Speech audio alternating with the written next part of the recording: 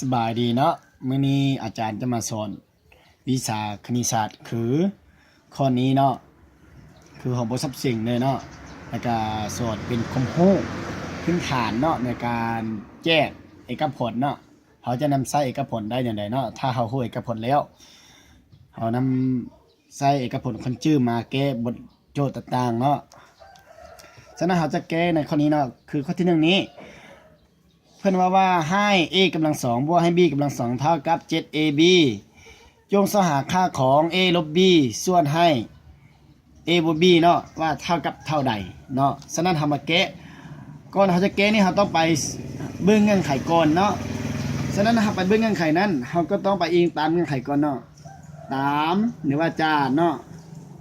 จาก a กำลัง2บวกให้ b กำลัง2เท่ากับ 7ab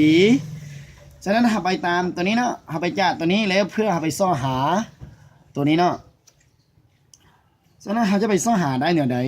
นั้นเขาต้องไปซ่อหา a ลบ b ก่อนเนาะเขาไปซ่อหา a ลบ b เขาจะไปซ่อหาได้เนี่ยไหนฉะนั้นเขาไปสังเกตเบื้องอยู่นี้คือ 7ab เนาะฉะนั้นเขาจะได้มาเลย a กำลัง2บวกให้ b กำลัง2เท่ากับ2ab บวกให้ 5ab 2ab บวกให้ 5ab นี่เท่ากับ 7ab เนาะฉะนั้นเราจะย้าย 2ab นี่เข้ามาทางเบื้องนี้เนาะฉะนั้นจะได้มาเลย a กำลัง2ลบให้ 2ab บวกให้ b กำลัง2เท่ากับ 5ab แล้ววันนี้เราเห็นว่าตัวนี้เนาะจะไปเข้ากับสูตรเอกผลแล้วเขาจะได้มาเลย a ลบ b ทั้งหมดกำลัง2เท่ากับ 5ab ฉะนั้นเราเห็นว่าได้ a ลบ b แล้วเนาะเราก็จะถอนหารเลยจะได้ a ลบ b เท่ากับ5ขั้น2ของ 5ab เนาะแล้วก็เท่ากับ5ขั้น2ของ5คูณด้วย5ขั้น2ของ ab แล้ววันนี้ได้บัดนี้นะได้ a ลบ b เท่ากับ5ขั้น2ของ5คูณให้5ขั้น2ของ ab เนาะแล้ววันนี้เราไปซ่อหา a บวก b คือตัวนี้เนาะเราไปซ่อหา a บวก b คือตัวนี้ฉะนั้นเราไปซ่อหาได้ในใดเราต้องไปอิงตามบทโจทย์ที่ให้มาเนาะคือจาก a กำลัง2บวกให้ b กำลัง2เท่ากับ 7ab ฉะนั้นเราจะไปตามเอกผลเลยเนาะ a บวกให้ b ทั้งหมดกำลัง2ลบให้ 2ab เนาะ a บวก b ทั้งหมดกำลัง2ลบให้ 2ab นี่จะเท่ากับ a กำลัง2บวกให้ b กำลัง2แล้วไปเท่ากับ 7ab เนาะเราจะได้มาเลย a บวกให้ b ทั้งหมดกำลัง2แล้วก็เท่ากับ 7ab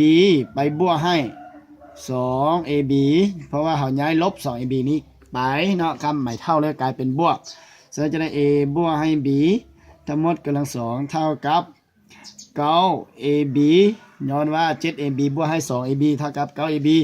แล้วเขาถอน5เนาะ a บวกให้ b เท่ากับ5ขั้น2ของ 9ab เนาะแล้วจะเท่ากับ3 5ขั้น2ของ ab เนาะแล้ววันนี้จากวันนี้นะจาก